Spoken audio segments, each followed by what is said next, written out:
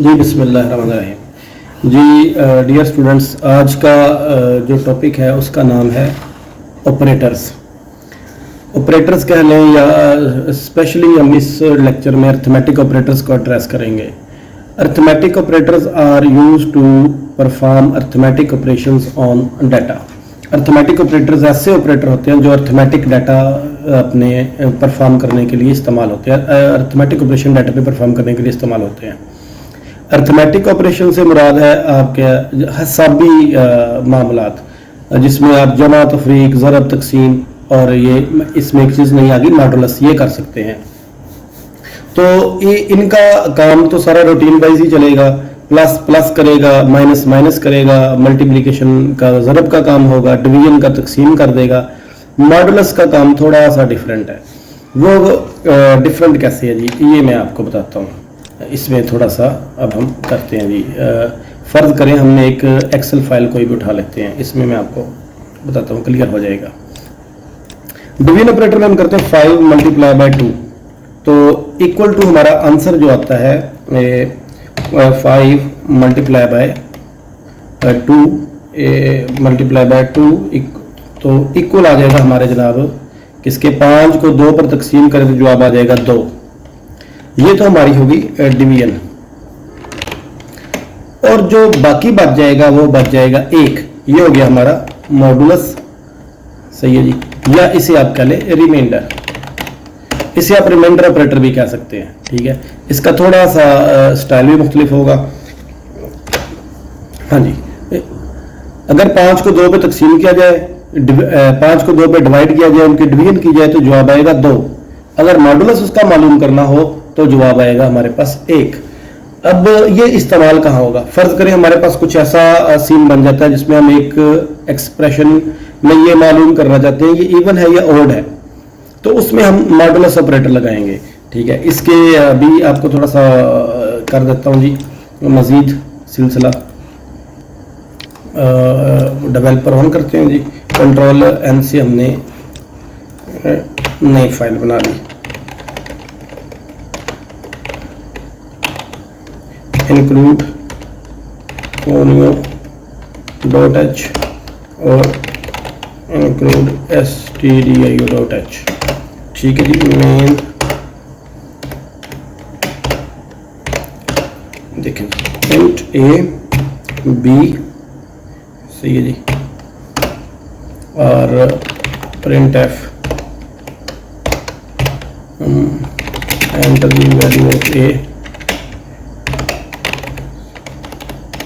Scan F percentage D slash percentage D के बाद हो गया जी एड्रेस ऑपरेटर में हम डाल देते हैं ए, और इसी तरह कर देते हैं हम बी के अंदर हम स्टोर करवा देते हैं ए मॉडुलस 2, और प्रिंट एफ कर लेते हैं हम जनाब value of a percentage D, हाँ जी, और ये होगी हमारे पास बी की वैल्यू, ठीक है सर। ये ले जी, प्रोग्राम रन हो गया। इससे हम कर लेते हैं मॉडुलस। अच्छा, अब इसको करते हैं रन। अब वो हमें कहेगा वैल्यू ऑफ ए एंटर करें, आपने कर दी 10, तो पीछे क्या बचा 0। 2 पे जब 10 को तकसीम करेंगे, फिर आपको एक दफ़ा करके दिखाता हूँ। ये नहीं, पीछे बच गया 1। Value of A, sorry value of B कर देते हैं, वैल्यू ऑफ बी, हाँ जी। अब इस आउटपुट में वो हमसे ए की वैल्यू मांग रहा है, स्कैन एफ इनपुट फंक्शन के वजह से हमने इसमें वैल्यू दे दी 15। अब जो भी आपने वैल्यू दी है वो उसको 2 पे जाके उसका मॉडुलस मालूम करेगा। तो 15 को जरा मैनुअली करते हैं, 2 पे डिवीजन करते हैं इसकी, तो ये जाएगा 7 टाइम्स, और पीछे बच जाएगा 1। जो अब इसमें जवाब 7 नहीं कंसीडर होगा, 1 कंसीडर होगा, क्योंकि मॉडुलस ऑपरेटर काम कर रहा है। वो जो 1 जवाब कंसीडर होगा इन इसमें, वो जाके स्टोर हो जाएगा बी में, और उसी को हम कॉल कर लेंगे। ये लें जी, b इज इक्वल टू 1 आ गया, ठीक है। अब फिर इसमें वो खूबसूरती वाला आंसर शामिल कर लेते हैं, इक्वल टू आ गया, इधर भी सही, इधर भी आप इक्वल टू डाल लें। ये लें जी, सही। ये वही चीज़ दोबारा हो गई। ठीक है जी, ये मॉडुलस ऑपरेटर यूँ काम करता है। और बाकी अपने डिवीजन और डिवीजन का तो सेम काम होगा, चले उसका भी एक हल्का सा डेमो कर लेते हैं। हाँ, अगर हम इसमें सिर्फ तकसीम डाल दें तो क्या होगा, वही वैल्यू 15, 7 जवाब आ गया। ठीक है जी, तो ये ऐसे होता है। अगर आपने इसे पूरा पूरा जवाब लेना है, उसमें एक्चुअल जो जवाब आता है वो करना है, तो आप इसमें लिखें फ्लोट बी और यहां लिखें जाके एफ। अब देखें ये क्या करता है जी, वैल्यू फिर दे 15, ये लेंगे 7.000 जो भी बनता था उसका, वो वहां तक उस पॉइंट्स को जो भी बनते पॉइंट्स वहां तक ले गया जी। बी के अंदर फ्लोट की वैल्यू उसने स्टोर करवा दी, लेकिन डिजिट्स में ही हम अमूमन करते हैं जी। सही है। अब वापस स्लाइड की तरफ चलते हैं, ये हो गया जी ये। अच्छा जी, अब अर्थमेटिक ऑपरेटर्स में तो ये 4 ऑपरेटर आ गए। उसके बाद हमारे पास आ जाते हैं एक और इम्पोर्टेंट टूल्स जो उनसे है, एक इम्पोर्टेंट ऑपरेटर जो इसमें आप इस्तेमाल करेंगे वो है रिलेशनल ऑपरेटर। हाँ जी, रिलेशनल ऑपरेटर ऐसे ऑपरेटर होते हैं जो दो वैल्यूज को रिलेट करने के लिए इस्तेमाल होते हैं। This operator is used to relate to data items, either they are equal और नॉट इक्वल, ग्रेटर और less than to one and other. अब हम 1 2 3 4 5 6 किस्म के एक अपने वैल्यूज को कंपैरिजन कर सकते हैं। या तो एक वैल्यू दूसरी से बड़ी होगी या छोटी होगी, या बराबर होंगी दो वैल्यूज, या बराबर नहीं होगी। 4 कंपैरिजन हो गए। अब 2 कंपैरिजन इसमें हम यूज करेंगे, इक्वल टू और less than and equal to और ग्रेटर देन।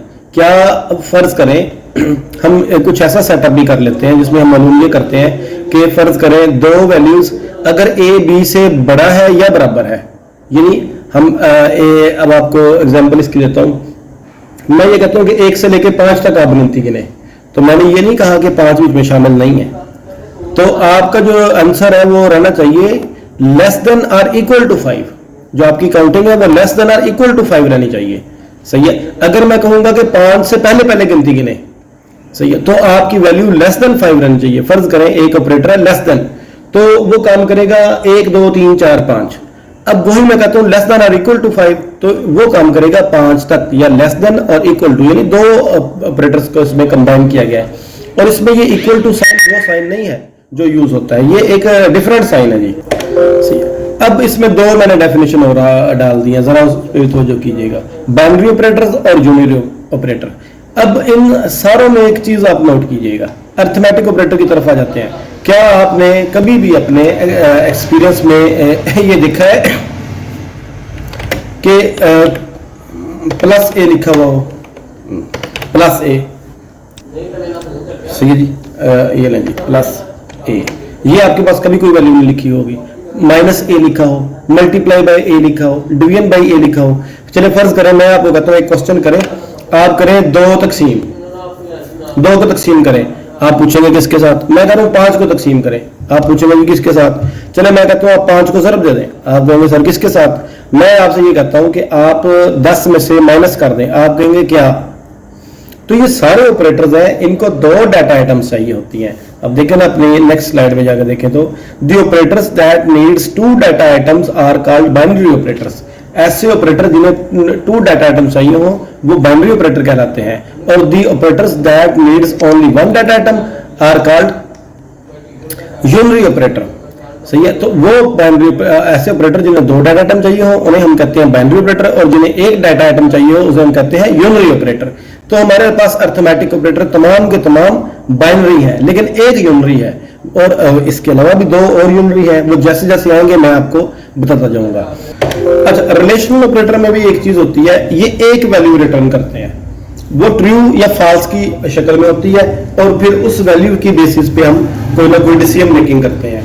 मसलन जिस तरह हम एक रिलेशन कर लेते हैं, फर्ज करें ये रिलेशन ही है ना कि 100 में से 50 नंबर वाला बच्चा पास है, तो आप कंपैरिजन ही है, आप अपनी वैल्यू को कंपैरिजन कर रहे हैं 50 के साथ। फर्ज करें आपके मार्क्स आ गए 65, तो आपने अल्टीमेटली आपके मार्क्स का कंपैरिजन होगा। आप चाहे ना भी करें, लेकिन आपके दिमाग के किसी खाने में कंपैरिजन हो रहा है, तो आप यहीं खुश हो जाएंगे मैं पास हूं। इसी तरह अगर एक बच्चा है उसके 49 मार्क्स हैं, तो उसका रिजल्ट आएगा फेल है। एक्चुअली कंपैरिजन हुआ ना, तो एक वैल्यू आएगी ट्रू और false, on the basis of that values we may decide anything in program. अब मैंने यहाँ एक टेबल बनाया छोटा सा ऑपरेटर्स का, और उसका रिजल्ट किया है, भी वो क्या निकलेगा। फर्ज करें एक ऑपरेटर में लगा दिया 5 इज लेस देन टू 4, तो इसका जवाब आएगा फॉल्स, क्योंकि 5 छोटा है नहीं है 4 से, ये जो रिजल्ट इसका गलत आएगा। फिर मैंने इक्वल टू साइन डाल दिया, 5 इक्वल टू 5, ये ट्रू है, दोनों बराबर है। इसमें ये देखते हैं कि ये असाइनमेंट ऑपरेटर नहीं है, ये इक्वल टू साइन है। Assignment operator is used to assign a value to a variable, but here we are not assigning any value to any variable. इसमें हम किसी भी वेरिएबल को कोई भी वैल्यू असाइन नहीं कर रहे, इसमें हम सिर्फ एक कंपैरिजन कर रहे हैं। तो ये जो असाइनमेंट ऑपरेटर है वो एक सिंगल अलामत होती है इक्वल की, तो जहां दो अलामतें आ रही हैं तो वो हमारे रिलेशन ऑपरेटर में की कैटेगरी में आ जाते हैं, और इसे हम इक्वल टू साइन करते हैं। अब आगे 5 is less than equal to 6, 5 is less than to 6 true है, 6 इज नॉट इक्वल टू 6 ये फॉल्स है। अब जो नॉट इक्वल टू वैल्यू की अलामत है, सिंबल है, वो ये है इक्वल टू साइन, और ये एक इसे साइन कह ले आप, ये फॉल्स हो जाएगा।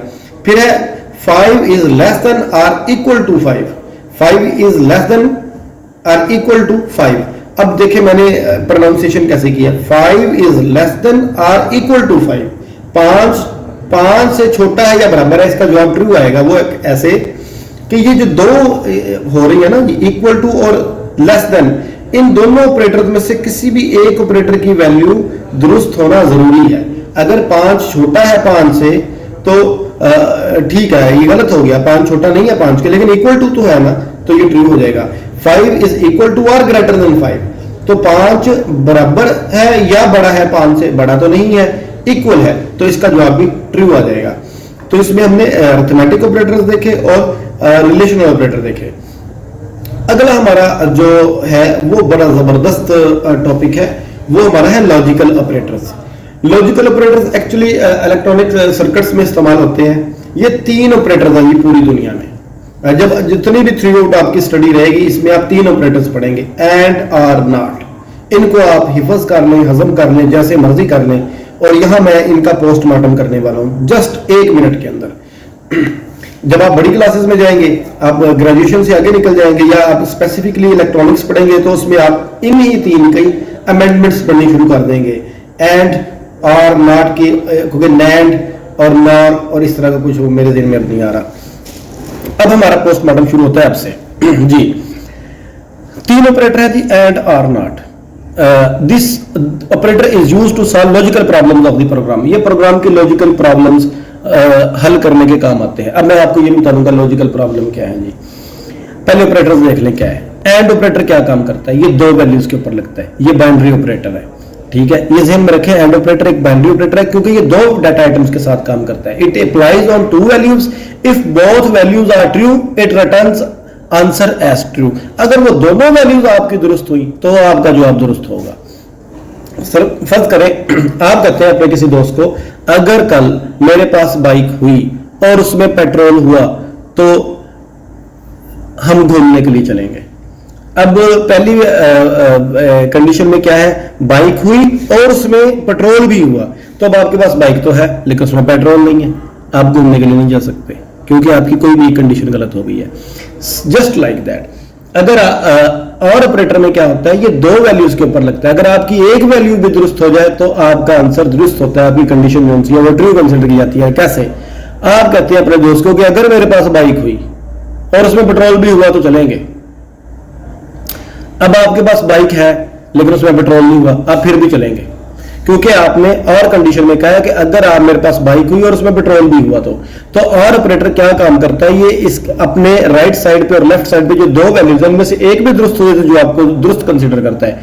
तीसरे नंबर पे अगर ये और ऑपरेटर भी बाइनरी ऑपरेटर है।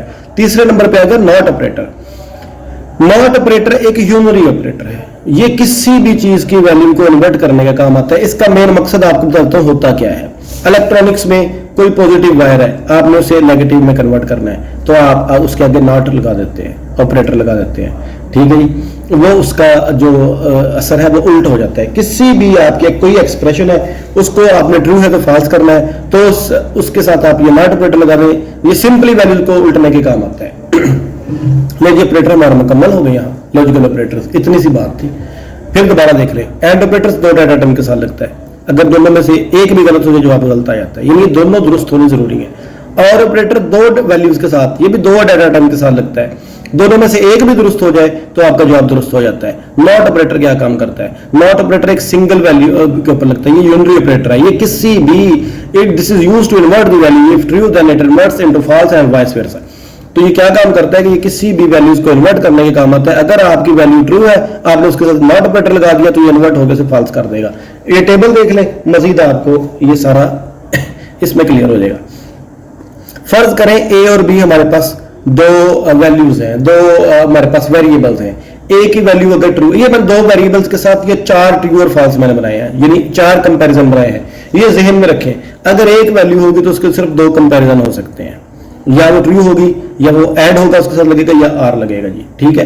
अगर दो वैल्यूज होंगी, ए और बी दो वेरिएबल्स होंगे, तो उसके साथ आपके 4 कंपैरिजन हो सकते हैं दुनिया में, 5वां कंपैरिजन नहीं हो सकता। अगर आपके पास 3 वेरिएबल है तो उनके 8 कंपैरिजन हो सकते हैं, इससे ज्यादा कंपैरिजन आपके नहीं हो सकते। अगर आपके पास 4 वेरिएबल है तो आपके पूरे मैथमेटिक्स में आप 16 तरीके से उनको कंपैरिजन कर सकते हैं, इससे ज्यादा नहीं कर सकते।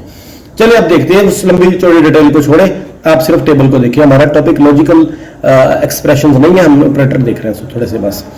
ले जी, दो वेरिएबल है, अगर दोनों ट्रू हो, इन दोनों की फर्ज करें जो फिक्स वैल्यू है वो ट्रू है, ए भी ट्रू है बी भी ट्रू है।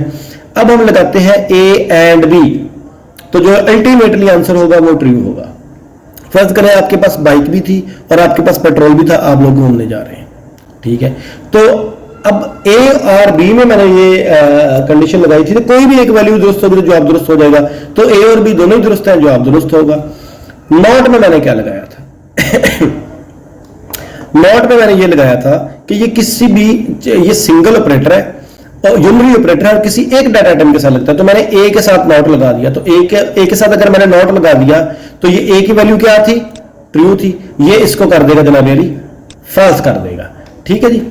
ए की वैल्यू क्या थी? ट्रू थी, ये उसको फॉल्स कर देगा। मैंने बी के साथ नॉट लगा दिया, बी की भी ट्रू थी, मैंने फॉल्स कर दिया। अब यहां देखिए, उसने कहा A and B, A and B का आंसर क्या था, उसके साथ भी मैंने नॉट ऑपरेटर लगा दिया, तो ए एंड बी ये वाली लेगा। ये देखें, इसको उठा के मैं कंपैरिजन कर रहा हूं इसके साथ, ए एंड बी के साथ जब मैंने नॉट लगाया, इसकी वैल्यू क्या थी? ट्रू, उसने इसको फॉल्स कर दिया। ए और बी की वैल्यू के साथ जब मैंने इसे नॉट को लगाया तो उसने क्या किया, और ए और बी की वैल्यू क्या थी? ट्रू, उसने उठा के इसको फॉल्स कर दिया। यानी इसने वैल्यूज को उल्टना है, हर ट्रू वैल्यू को उसने उठा के फॉल्स कर दिया बिला वजह जी, बस इसका ऑपरेशन है।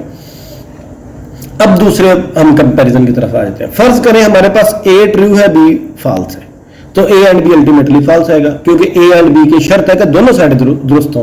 तो एक साइड तो दुरुस्त गलत होगी हमारी, तो ये हमारे पास कोई भी एक साइड जब गलत आ गई तो ये फॉल्स आ गया, ये ट्रू रहेगा। ए और बी का ये कंडीशन है कि इसके दोनों साइडों में से कोई एक साइड भी दुरुस्त होगी तो जवाब दुरुस्त कंसिडर किया जाएगा, तो एक साइड दुरुस्त हुई तो पड़ी है। अच्छा, इसी तरह ये आप देखते हैं, ये जो भी इनके वैल्यूज हैं ये। फिर आप देख लें, अगर ए फॉल्स है और बी ट्रू है तो भी आंसर सेम रहेगा मेरे भाई। देखें, क्योंकि एंड की डिमांड पूरी नहीं हो रही, उनमें से कोई भी एक फॉल्स होगी तो जवाब फॉल्स हो जाएगा, और इसकी डिमांड है कि कोई भी एक ट्रू हो तो जवाब ट्रू हो गया। तो इसमें इन दोनों को आप नॉट ऑपरेटर लगा के इनकी जो भी वैल्यू उल्टानी है खुद ही उल्टा लें। अच्छा, तीसरे नंबर पे आ गया हमारे पास एक आखिरी कंपैरिजन रह गया। फर्ज करें आपके दोनों ही वेरिएबल गलत है, तो ये गलत होगा, ए एंड बी गलत होगा, क्योंकि इसकी कंडीशन है कोई भी एक, दोनों दुरुस्त होने चाहिए, तो दोनों ही गलत है तो ये गलत हो जाएगा। हमारे पास ए और बी भी गलत हो जाएगा, ए और बी भी गलत हो जाएगा। ए और बी क्यों गलत हो जाएगा? क्योंकि इसकी कंडीशन है कोई एक तो सही हो, कोई एक कंडीशन तो पूरी हो। फर्ज करें एक कॉलेज है, वो अनाउंस करता है कि अगर आपके बच्चे के एफएससी में 90% मार्क्स है और उसकी उम्र 18 साल से कम है तो हम एडमिशन देते हैं। तो अब दोनों चीजें आ गई, एंड ऑपरेटर आ गया, मार्क्स भी 90% से ज्यादा होने चाहिए, एज भी 18 से कम होनी चाहिए। दोनों चीजें दुरुस्त होंगी किसी बच्चे की तो उसको एडमिशन मिलेगा। फर्ज करें आपके बच्चे के मार्क्स है 97%, उम्र है 19 साल, एडमिशन नहीं मिलने वाला। अगर वही कॉलेज अपने एडमिशन पॉलिसी में नरमी करते हुए कह देता है कि अगर बच्चे के नंबर 90% से ज्यादा हो तो एडमिशन मिल जाएगा, या उसकी उम्र 18 साल से कम हो या नंबर 90% ज्यादा हो, तो आपके फर्ज करें बच्चे के नंबर 97% है और उम्र 19 साल है तो आपको एडमिशन मिलेगा भाईजान। वो सिर्फ इसलिए कि आप किसी एक कंडीशन में तो पूरे आ रहे हैं ना। आपके बच्चे की उम्र चाहे 19 साल है लेकिन उसके जो मार्क्स हैं वो तो 90% से ज्यादा है, कोई एक कंडीशन तो फुलफिल हो रही है, तो ये आर इस सिचुएशन में इस्तेमाल होगा। अब देखिए यहाँ ए नॉट, ए की वैल्यू क्या थी, फॉल्स, जब इसको हमने नॉट किया यानी उल्टा आया तो ट्रू हो गया। बी की वैल्यू फॉल्स थी, ये भी ट्रू हो गया। ए एंड बी की वैल्यू क्या थी, फॉल्स, वो भी इसने ट्रू कर दिया। ए और बी की वैल्यू क्या थी, फॉल्स, वो भी इसने ट्रू कर दी। ये वैल्यूज उल्टाने के काम आ गई। ये था हमारा लॉजिकल ऑपरेटर्स। आगे हम इंशाल्लाह चलेंगे, देखेंगे तो आपको मजीद मजा आएगा जब इसे हम प्रोग्राम में करेंगे। अब इनके लिए मैं आपको प्रोग्रामिंग में नहीं लेके जा रहा, वो इसलिए कि यहाँ हमें थोड़े से एक दो टूल्स और पढ़ने चाहिए जिनके साथ ये यूज होंगे। ठीक है, अब यहां भी आप चीज देख सकते हैं कि एंड और आर हमारे अपने बाइनरी ऑपरेटर हैं क्योंकि ये दो डाटा आइटम्स के साथ चल रही है। देखें, जबकि नॉट हमारा यूनरी ऑपरेटर है क्योंकि ये एक सिंगल डाटा आइटम के साथ चल रहा है। ये जो मैंने इतने तीन लिखे हुए हैं ना, एक्चुअली मेरे भाई ये एक सिंगल वैल्यू है। ए एंड बी की वैल्यू क्या है, सिंगल है ना, तो ये सिंगल के साथ चल रहा है। तो ये तीन वेरिएबल तो मैंने जरूर लिख दिया, लेकिन मैं एक एक्सप्रेशन लिखी है जिसकी एक वैल्यू यहाँ रिप्रेजेंट हो रही है, वो है ट्रू, जिसको उसने उल्टा दिया। तो ये यूनरी ऑपरेटर है। अब देखते हैं अगली स्लाइड पे वहां हमारे लिए क्या है। हाँ जी, now let's see some code examples. अब कुछ एग्जांपल्स दी गई है और उनकी आउटपुट के बारे में बताया गया है, क्या करना है क्या नहीं करना। तो ये तो है अपने एक वेरिएबल है, x की कीमत 2 है, y की 3 है, z की 6 है और 1 2 3 ये तीन आपके जनाब वेरिएबल उसने डिक्लेयर कर दिया। फिर दोबारा आंसर 1, आंसर 2, आंसर 3, ये इसने कोई अपने ऑपरेशन परफॉर्म किया है और उसको आंसर 1 के अंदर स्टोर करा दिया। फिर यह ऑपरेशन परफॉर्म किया है इनको कुछ वेरिएबल्स का, अर्थमेटिक ऑपरेशन परफॉर्म करने के बाद आंसर 2 में स्टोर कर दिया और यहाँ उसने कोई ऑपरेशन परफॉर्म करके आंसर 3 में स्टोर कर दिया और कहा इनकी आउटपुट लिखे, प्रिंट ऑफ इनकी क्या होगी। तो सिंपल सी बात है, आप इस प्रोग्राम को बनाएं और लिखें। यह मैंने 2 लिख दिए, एक आप लोगों के लिए छोड़ दिया था। अब इस प्रोग्राम का मकसद क्या है, ये सारा काम करने का, ये इतनी फटीक का क्या मकसद है, इसका एक बहुत बड़ा मकसद है। जिस तरह मैंने आपको बताया था, मैंने कुछ प्रोग्राम किए, उसमें मैं ऑपरेटर्स गलत लिखता रहा और उसके बाद हमारी आउटपुट गलत आती रही। बाद सम टाइम आप सोच रहे होंगे ये तो छोटी सी अब मिस्टेक थी, तो ये 2 पहले डाला था, यह अलामत बाद में डालनी चाहिए थी। वो सारी चीजें आपको आहिस्ता आहिस्ता क्लियर होंगी कि वो जो हम मिस्टेक्स कर रहे थे, एरर्स कर रहे थे, वो असल में क्या समझाने के लिए थे। अब देखें, इस प्रोग्राम का बुनियादी मकसद है precedence of operators, the order in which operators are to be evaluated. वो तरतीब जिसमें ऑपरेटर्स हल होते हैं उनको वाज़ा करना। फर्ज करें छोटी सी हम एग्जांपल देख लेते हैं। मैं यहां लिख देता हूं इक्वल टू 2 जमा 3 ज़रब 5।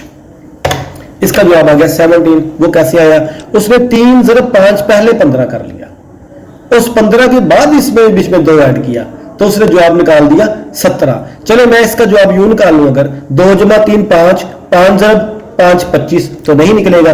एक्चुअली आंसर हमारा क्या है जी, 17 है। ठीक है जी, ये मैं इसका थोड़ा सा ना आपको साइज बड़ा करके दिखाता हूं। ये देखें जी, ये ले, ठीक है, इसका साइज तो नहीं बड़ा हो सकता जी। हाँ जी, ले जी। तो इसने पहले 3 ज़रब 5 किया, 15 आ गया, अब जमा 2 किया 17 आ गया, तो हम इसकी 80 की 80 फेरने वाले हैं अभी। ये ले जी, नाउ लेट्स सी, 25 आ गया। वही वैल्यूज थी, बस मैंने क्या किया, 2 ब्रेक्स डाल दी और अब मैंने एक ऑर्डर डिक्लेयर कर दिया कि पहले जो स्मॉल ब्रेक्स है उनके अंदर वाले हिस्से को हल करो। और आपको पता है पहले छोटी ब्रैकेटों का हिस्सा हल होता है। ठीक है, हम पहले अर्ली मैथमेटिक्स में पढ़ते थे, पहले एक खत है, लाइन है, बार है, वो सॉल्व होती है, उसके बाद छोटी ब्रैकेट, उसके बाद दरमियानी, उसके बाद बड़ी। ठीक है, फर्क है, ब्रैकेटें है ही नहीं तो कैसे हल होगा। ठीक है, तो ये देख ले 25 आ गया। अगर इसी को मैं जरा क्लियर ना करूं, ये ले यूं कर दूं तो अब आपके सामने 17 आ गया। चलो इसको यूं करते हैं, 2 जमा 3 ज़रब 5 नफी 8 जमा 6 ज़रब 8, ये ले 57 आ गया। अब उसने 57 कैसे लेके आया, पहले उसने सबसे पहले मल्टीप्लिकेशन को हल किया, फिर इस मल्टीप्लिकेशन को हल किया होगा, पता नहीं क्या स्कीम लड़ाई है, बहरहाल आ गया। लेकिन ये मैंने कोई क्वेश्चन भी इतना जबरदस्त नहीं लिखा। क्या ही बेहतर होता कि अगर मैं इसको यूं कर देता, फिर इसको यूं कर देता, ठीक है, और अब देखता क्या जवाब आया। अब ये ऐसे ही 57 आया। अब मैंने ऑर्डर बना दिया है, सही है, 48 ये मैंने कर दिया है, ये 15 प्लस 2 17 कर दिया, 17 में से मैंने ये कर दिया है, निकाल दिया है 8, सही है, और फिर उसको 48 में ऐड कर दिया। 17 में से 8 निकाले तो हमारे पास बच गए 9 को मैंने ऐड कर दिया 48 में, तो 57 आ गया। सही है। तो पहले वो उसने, अब गौर से देखे उसने किया क्या। सबसे पहले उसने मल्टीप्लीकेशन की जहां भी है, उसके बाद उसने प्लस किया जहां भी है, एंड पे उसने क्या किया जी, माइनस किया जहां भी है, और उसके बाद उसने कर रहा था डिवीजन जहां भी होती। तो इस क्वेश्चन में जो चीज वाजे की गई है वो order of precedence of operators है, भी किस तरतीब में हमारे ऑपरेटर्स 1 बाय 1 करके हल होते हैं। तो सबसे पहले हमारी मल्टीप्लीकेशन होती है, आपने देख ली, उसके बाद प्लस होता है, ये भी आपने देख लिया, उसके बाद माइनस होता है, उसके बाद डिवीजन होता है। तो ये तरतीब है जिसमें हल होते हैं। इस प्रोग्राम का मकसद ये था। फिर नीचे उसने एक प्रॉब्लम दिया हुआ है, ये प्रिंट है, ये एस्केप सीक्वेंस के बारे में बताया गया कि पहले 2n प्रिंट कर दो, फिर अगली लाइन में जाओ, फिर उससे अगली लाइन में जाओ, यानी 2 लाइनें नीचे जाओ, 3n प्रिंट कर दो, फिर एक लाइन नीचे जाओ और 1n प्रिंट कर दो, फिर एक लाइन नीचे जाओ और t प्रिंट कर दो। तो ये 2n प्रिंट हो गए ये वाले, फिर 2 लाइनों का ये 2 स्लैशेस और n नजर आ रहे हैं, ये एस्केप सीक्वेंस वाला फार्मूला है जी। ठीक है, वो आ गए, उसके बाद 3n आ गए, फिर एक लाइन के नीचे एक n आ गया, फिर एक लाइन के नीचे एक t आ गया। ये वो t नहीं है एस्केप सीक्वेंस वाला, क्योंकि उसका स्लैश होनी चाहिए थी। फिर उसके बाद स्लैश आ गया, t के आगे जो भी हम लिखेंगे थोड़ा सा स्पेस पे आएगा। अब फिर देखें इसमें तीसरे वर्ड प्रॉब्लम उसने क्या किया जी, एक प्रोग्राम बनाया, उसने कहा इसकी आउटपुट लिखे, int a is equal to 4 और b, एक वेरिएबल खाली छोड़ दिया है, a में 4 रखा दिया है, c के अंदर 2.3 रखवा दिया जी। अब b है c मल्टीप्लाई बाई a, आप बोलते हैं a की वैल्यू 4 है और c की वैल्यू 2.3। अब इसका जवाब आ जाएगा, बेसिकली अगर आप देखेंगे तो इसका जवाब आप निकालेंगे 8.3, लेकिन इसका जवाब 8 क्यों निकलेगा ये मैं आप पे छोड़ता हूं। चलिए मैं आपको बता देता हूं, ज्यादा गौर ना कीजिएगा मेरे भाई। ये डिजिट्स में हम जवाब लेना चाह रहे हैं, फ्लोट में नहीं लेना चाह रहे। अगर हम फ्लोट में लेंगे कितने पॉइंट्स तक लेंगे ये हमारे ऊपर है, हम सारे डेसिमल पोर्शन अशारी के बाद तमाम नंबर्स लिखेंगे। लेकिन अब हमने क्या किया है, सिर्फ सादा डिजिट्स में जवाब लिया है। तो डिजिट में 8 पॉइंट के बाद जितने पॉइंट्स है के बाद नंबर आएंगे सारे स्किप हो जाएंगे, प्योर डिजिट इंटीजर जवाब आ जाएगा जो कि आपका 8 है। ठीक है, और इसके बाद ये अगले वर्ड प्रॉब्लम है, ये इंशाल्लाह ताला हम अगले फेज में हल करेंगे। अब तक के लिए इतना ही जो मैंने आपको ये ऑपरेटर्स के बारे में पढ़ाया है, और ये थोड़ा सा रिलेशनल ऑपरेटर का मैंने बताने की कोशिश की है। लॉजिकल ऑपरेटर्स का ये बहुत अहम चीजें हैं, इनको देखिएगा। अल्लाह ताला आपका हामी नासिर हो। इंशाल्लाह ताला नेक्स्ट लेक्चर में हम आपके ये वर्ड प्रॉब्लम सारे हल करेंगे, और हल करने के बाद फिर हम अपने सी लैंग्वेज को मजीद एडवांस करेंगे। खुश रहे मेरे दोस्तों, जहाँ रहे, अल्लाह ताला आपको हिफ्ज़ ईमान में रखे। अल्लाह हाफिज़।